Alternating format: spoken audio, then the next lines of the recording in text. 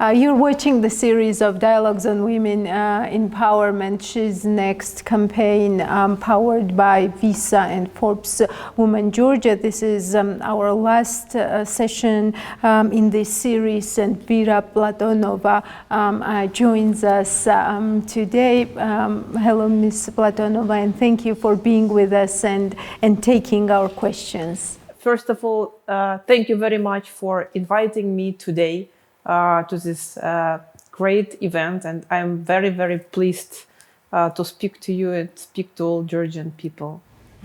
Wonderful. So let's start with basics. What do we mean under empowerment when we say that women need to be empowered?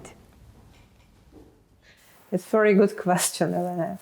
So I think that empowerment is actually providing all necessary tools and experience for women to grow professionally, to grow as professionals, to grow like personalities, and execute their best like wishes and dreams they have in their life.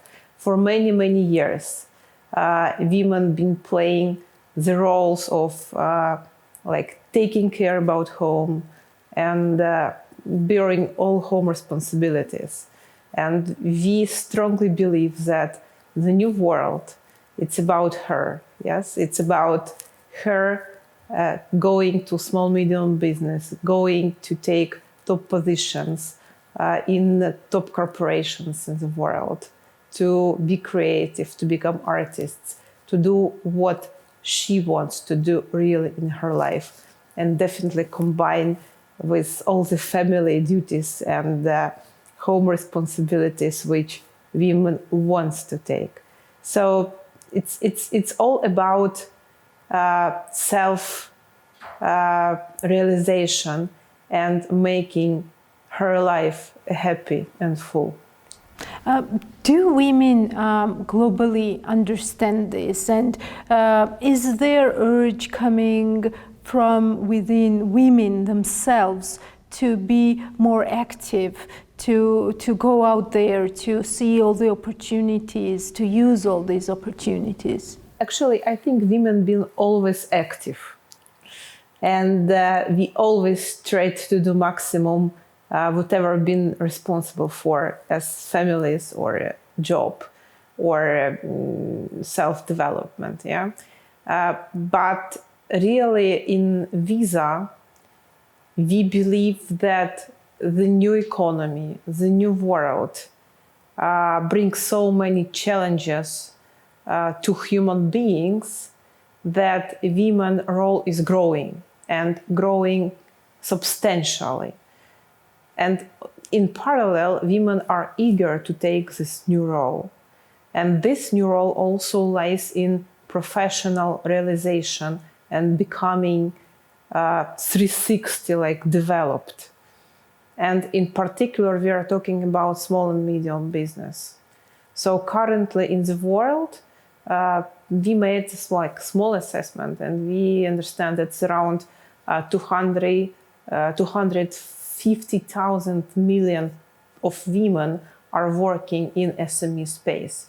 And this figure is still very, very low. So still many women are looking to take that kind of opportunities and that jobs. I can give you some other like numbers and figures. For example, less than 6% of women are taking CEO positions in top companies of the world. That's almost close to nothing. And you can ask many women in Georgia or across the world, they all are eager to take their opportunities, and many of them want to build their career. So the task of Visa to educate, to bring the right knowledge, and to make sure that we open as many opportunities for women as possible. I have read one research while preparing for this series of dialogues, and this research says that if many more countries employ women, like for example Sweden does in OECD countries, then we could see the GDP doubled and growing to the 6 trillion. I mean, what are the challenges that you see still, as you mentioned, because women have come a long way. They have won for their rights, they have received some rights, and they are much more empowered today probably than they were before, but these challenges still exist. Why? Yeah. So the important data, which is clear to all analysts right now in the world, that when the share of women doing SME or doing top managers' jobs are reaching certain level in the country, the GDP of the country is growing progressively. Unfortunately, it's not the case for many countries, many markets. And we all know the reasons, yes?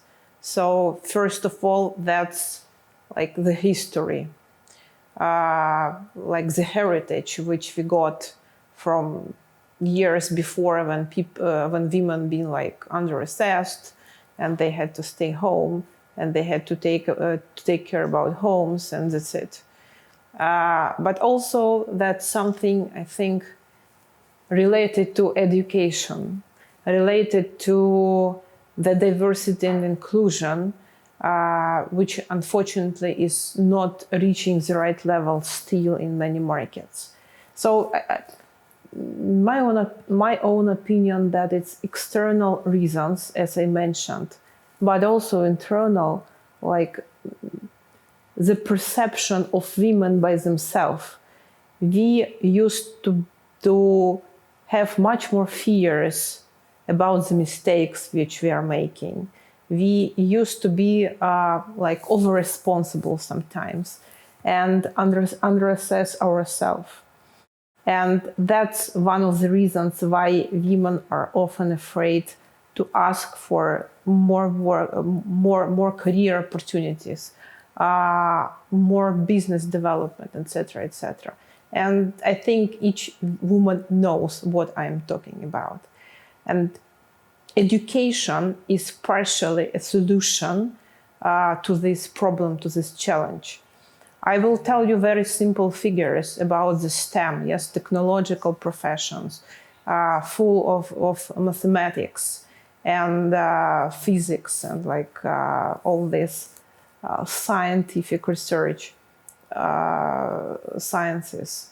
So less than 30% of professionals are women in this space, despite women can definitely eager to do more STEM work. So again, internal and external. But I see huge evolution, which is happening even for the last 5 years. I see many women becoming much brave in explaining and reaching their goals. I see many women starting a SME business here.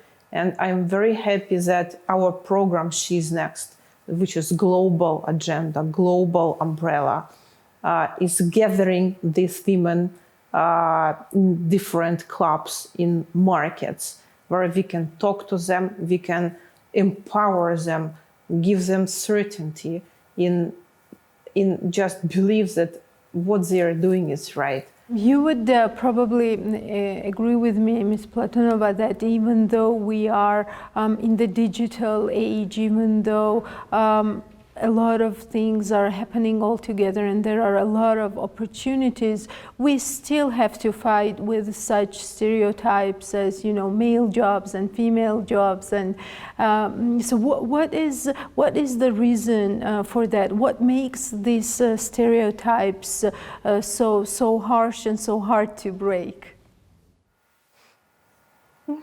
Yeah, so in majority we faces a lot of stereotypes, yes. But I think there are also a part which women have to take as a responsibility, because like children is always on our side, yes, and we have to take breaks during our career to deliver babies and to spend some time with them.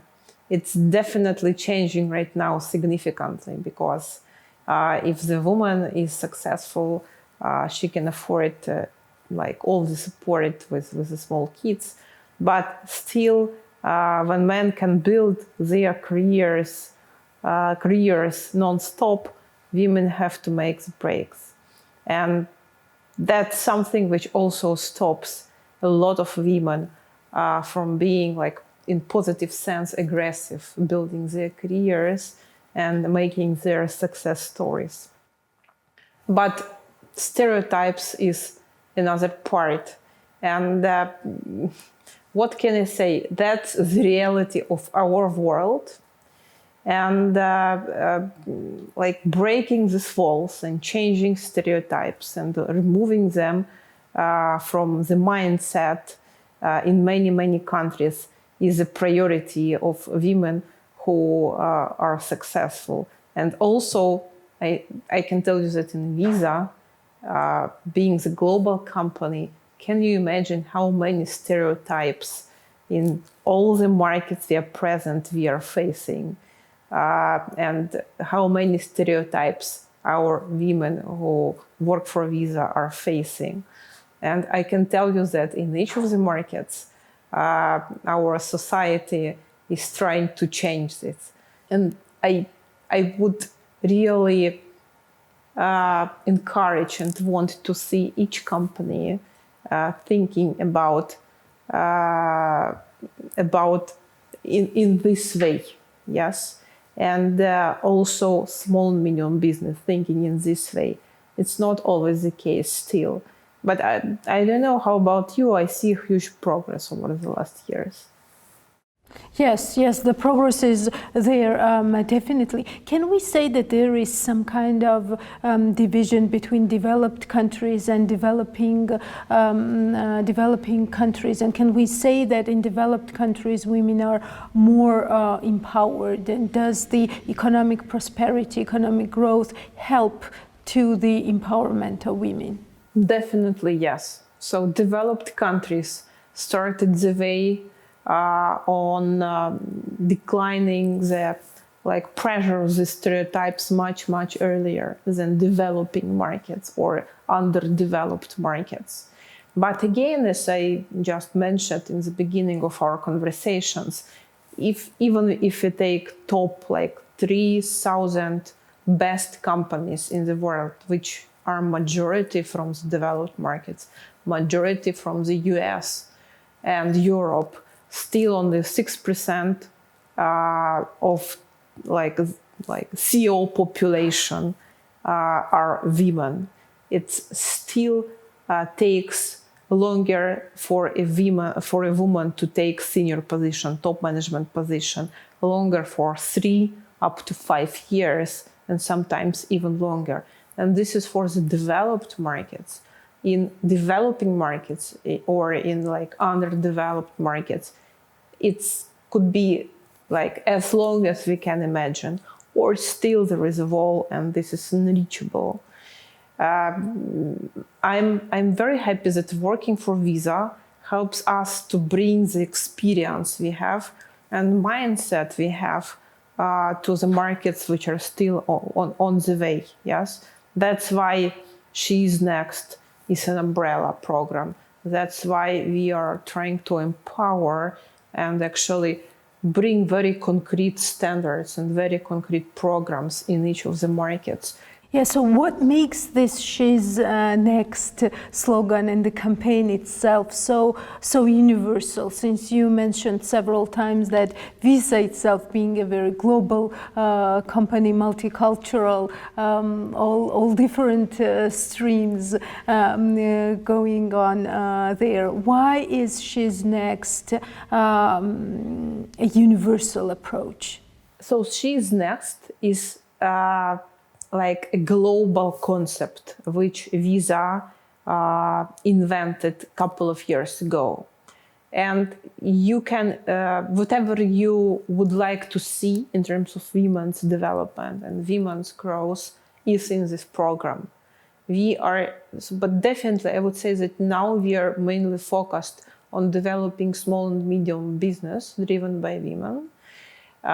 It is now extremely important after this COVID year, when everybody realized that the world economy actually depends on small and medium business, and majority of people are employed by small and medium business globally, worldwide. And that's why we are bringing this particular angle, attention to this topic in many markets. We are launched She's Next initiatives already in Belarus, in Ukraine, in Georgia, in Serbia. It is coming next year in Kazakhstan and Azerbaijan. So, and what we selected as a priority focus is education of women launching or already with existing small and medium businesses through webinars, through working groups in Telegram or in Facebook, where we can provide basic information, how to go into digital, how to grow their companies in terms of financial aspects and cashless economy. And this is crucial for the success of the business. If you are not in e-com, you probably will disappear in the next years. So small and medium business is probably biggest chunk of She's Next in CEMEA region, but probably even globally. And in terms of other priorities, we definitely talk to our women in the company, helping them to grow and supporting them in their growth. But also we are trying to talk to all the biggest associations in the markets. We are talking to you as one of the most important editions and projects in the country, which is also supported women. And we are thinking how to reach and to talk to them, to make sure that we understand their needs and we can respond to their needs. It's very global, but at the same time very local program, because the key of success is going locally. So there is this need of awareness rising despite this century being digital century, and despite different channels of the dissemination of information that we can. And She's Next, can we say that She's Next is also an awareness rising campaign as well, to see that there are out there women who have reached success, and this is possible for the other women also to replicate. Yeah, I agree with you. So we are also trying to play, to become role models, yes, as top managers of big corporations, but also take best samples of women who've been successful and are successful in building their brand in small business or medium business, and show these examples, show how difficult it was, but how reachable, how possible is everything that women can only dream about. Yes, and we're saying from here right now that this is possible.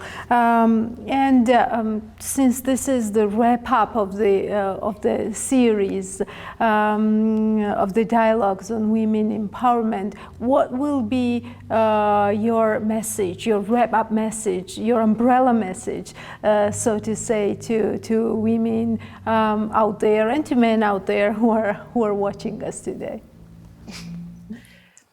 My personal message is that if you are a woman who wants to go much further than you are right now, start achieving this goal, this plan today. You can do much more than you can imagine, and you can break any barriers and solve any topics. Just do it and ask women next to you who already passed through this way, yes, and who already are in more developed stage than you are. And we as Visa, under the global platform She is Next, already came to Georgia. We already did a number of great stuff, and this is only the beginning. So please watch us, look what we are doing, and if you have any doubts, just ask a question. Yes, and women in Georgia have a supporter, at least one supporter, and this is Visa. Thank you so much, Ms. Platonova, for being with us and taking our questions. And I will just tell our viewers that if you want to see the whole series, you can just go to our channel and see how these dialogues have been evolving during this 4 conversations that I had with very, very interesting guests. Thank you, Ms. Platonova, again. Thank you very much for wrapping up this session.